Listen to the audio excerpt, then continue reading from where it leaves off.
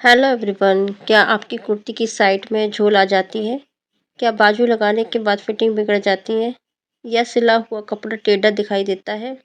तो आज की ये वीडियो आपके लिए है ताकि फिटिंग परफेक्ट आए और झोल हमेशा के लिए ख़त्म हो जाए। चलिए शुरू करते हैं एक आसान और प्रोफेशनल तरीके से। तो मैं पहले आपको कारण बताऊंगी और फिर इसके बाद समाधान बताऊंगी। कुर्ती की सिलाई करते समय इतनी परेशानियां क्यों आती हैं? ये देखिए, ये है बाजू और ये है बाजू के गोलाई वाला हिस्सा जो हम मुड्ढे पे लगाते हैं। ठीक है, अब इसको मैं घुमा के दिखाऊंगी। और ये है हमारी मोहरी वाला हिस्सा जहाँ हम मोहरी का निशान लगाते हैं। ये देखिए, अब इसकी मैं आपको लंबाई चौड़ाई पहले बता देती हूँ। आप इसके साइज़ के हिसाब से नहीं जाइएगा, आप अपने अकॉर्डिंग रखिएगा। तो मैंने जो रखी है वो 20.5 इंच की लंबाई रखी है और जो चौड़ाई रखी है वो रखी है 9.5 इंच, 9.5 पौने 10 पे। ठीक है, ये मेरे साइज़ के अकॉर्डिंग है, आप अपने साइज़ के अकॉर्डिंग रखिएगा। ये मैंने कम कपड़े पे और जो स्लिप डाउन है वो है 3.5 इंच पे और जो मोहरी का साइज़ होगा वो है 5.5 इंच पर। ठीक है, और 2 इंच का से मार्जिन दे रखा है। इसी तरीके से ऊपर भी हमने 1 से 1.5 इंच का मार्जिन दे रखा है। ये मैंने बहुत ही ज़्यादा कम कपड़े में ये बाजू निकाली है। अगर आप भी चाहते हो कम कपड़े में बाजू निकालना, अच्छी खासी चौड़ी बाजू, तो आप कमेंट करिएगा, मैं एक अलग से वीडियो बनाऊंगी। तो सबसे पहले हमने काम किया है मोहरी को सिलने का, बाजू की। तो जैसे नॉर्मल हम मोहरी सिलते हैं वैसे ही सिलेंगे। अगर आपका तुरपन वाला सूट है तो आप सिलाई की जगह तुरपन कर सकते हैं।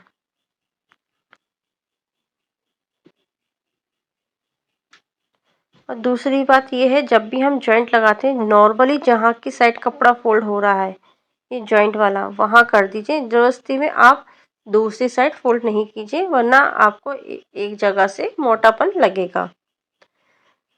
अब बारी आती है हमारे कुर्ते में बाजू लगाने की।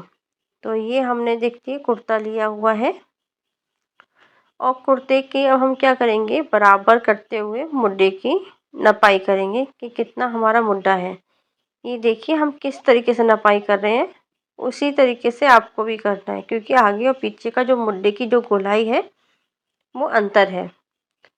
इस तरीके से हाथ दबाते हुए हमें गोलाई लेनी है।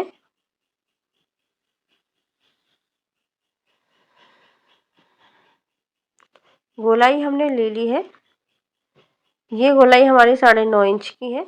आप अपने अकॉर्डिंग 9.5 नहीं लीजिएगा, आपको लेनी है जो भी आपकी गोलाई है।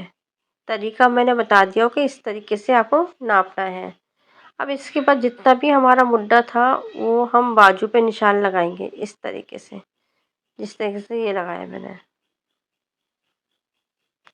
ये निशान लगा दिया। ये निशान लगाने के बाद लगाएंगे हम बाजू की गोलाई का निशान।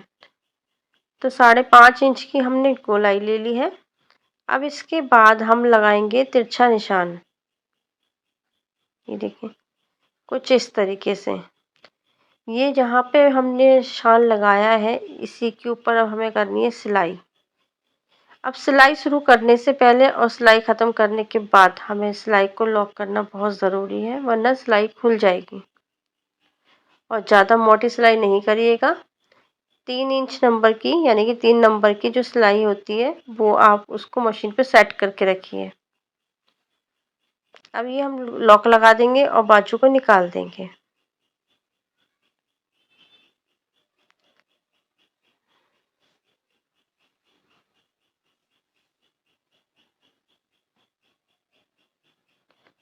अब ये हमने लिया है कुर्ता। देखिए हमने किस तरीके से फोल्ड किया है, उसी तरीके से फोल्ड करना है। जो कुर्ते का मार्जिन है वो हमें बैक साइड में रखना है, कुछ इस तरीके से फोल्ड करते हुए। और ये हमने ली है बाजू, और जो बाजू का जो मार्जिन होगा वो हमें फ्रंट साइड में करना है। एक साइड दोनों कपड़े का मार्जिन नहीं करना है। पहला कारण हमारा यही होता है कि जब हम कपड़े को सही तरीके से फोल्ड नहीं करते हैं तो हमारे कुर्ती की फिटिंग में झोल आती है। ठीक है, और जो कुर्ते की सिलाई है और जो बाजू की सिलाई है वो हमें एक के ऊपर एक रखना है। और दूसरा कारण यही होता है कि हमारा कई बार गला आगे और पीछे होता है, तो हम लोग क्या करते हैं, सिलाई को आगे पीछे कर देते हैं। अगर थोड़ी सी पीछे की तरफ सिलाई करेंगे बैक साइड में, तो हमारा आगे का गला पीछे की तरफ जाएगा। और यही बाजू को हम सिलाई को आगे की तरफ कर देते हैं, तो हमारा गला आगे की तरफ गिरता है। कई बार आपने देखा होगा सूटों में, कई सूटों के गले पीछे और आगे आते हैं। अब जिस तरीके से मुड्ढे की गोलाई है ना, हमें उसी तरीके से हमें बाजू को घुमाना है और सिलाई नॉर्मल जैसे हम करते हैं बाजू की, वैसे ही करना है। ठीक है। और ना ही हमें बाजू खींचना है और ना ही हमें मुड्ढा खींचना है। आपको बस किनारे से किनारे मिलाते जाना है और ऑटोमेटिक आपकी सिलाई ऑटोमेटिक होती जाएगी। अगर आप ये मुड्ढा खींचते हो या सिलाई बाजू खींचते हो मुड्ढे की, तो क्या होगा कि या तो आपका मुड्ढा ही बड़ा हो जाएगा और या तो आपका बाजू का गोलाई बड़ी हो जाएगी। उससे क्या होगा, दूसरा कारण हमारा यही होता है कि हम इस तरह की खींचातानी करके बाजू लगाते हैं, तो तब भी हमारी झोल आती है। ठीक है। और हमारा पीछे आने का या आगे आने का गले का कारण आपको बता ही दिया है, सिलाई का सही सेट ना होना। ये देखिए किस तरीके से मैंने लगाई हुई है बाजू, और परफेक्ट तरीका आया हुआ है एकदम। देखो कहीं पे झोल नहीं है, कुछ भी नहीं है, बिल्कुल जैसी चाहते थे वैसी बाजू है। अच्छा, अब ये इसमें एक तरीका लास्ट में मैं आपको ये बताऊंगी कि मैंने इस सूट के अंदर एक भी कट नहीं लगाए हैं कहीं पर भी। कई बार आप देखते होगे कि टेलर बहुत सारे कट लगा देते हैं। कट लगाने से ये होता है कि आगे जाके हम ढीला करना चाहें तो सूट नहीं हो सकता, क्योंकि वो ऑलरेडी इतने कट लगे होते हैं। पर ये जो मैंने सूट बनाया है, आप देखिए, मैं आपको बिना कट करे हुए वीडियो को दिखा रही हूँ। थोड़ी लंबी हो जाएगी, हो सकता है आप बोर भी हो जाओ उस वीडियो को देखकर, मगर मैंने कट इसलिए नहीं दिखाया कि मैं प्रॉपर प्रूफ दिखा सकूँ आपको। ये देखिए, मैंने अंदर की तरफ बिल्कुल भी कटिंग नहीं करी है किसी भी दोनों साइड भी देखिए, तो इस साइड भी नहीं करी है, इस साइड भी नहीं करी, दोनों साइड मैंने बिल्कुल भी कटिंग नहीं करी है, कहीं पे भी कोई कट नहीं लगाया है। अब देखिए मैं इसी कुर्ते को सीधा करती हूँ बिना वीडियो को स्किप या कट करे हुए। आपको बिल्कुल भी झोल दिखाई नहीं पड़ेगी। कारण बस यही है कि मेरा तरीका कुछ अलग है।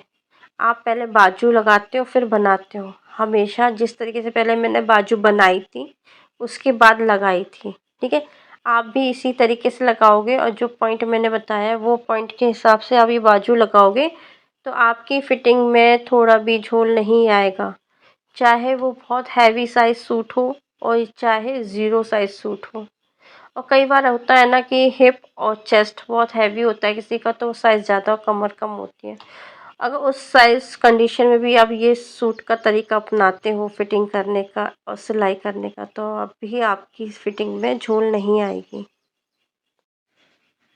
और हाँ, कुर्ते का तिरछा भागना, इसका कारण सिर्फ इतना है कि आगे का पल्ला या पीछे का पल्ला आप खड़ा काट दो और एक पल्ला आप आड़ा काटो, तो आपका खुद कुर्ता तिरछा भागेगा। ये दोनों ही पल्ले आप तिरछे कटिंग करोगे, यानी कि आड़े में कटिंग करोगे, तो भी आपका पल्ला तिरछा भागेगा।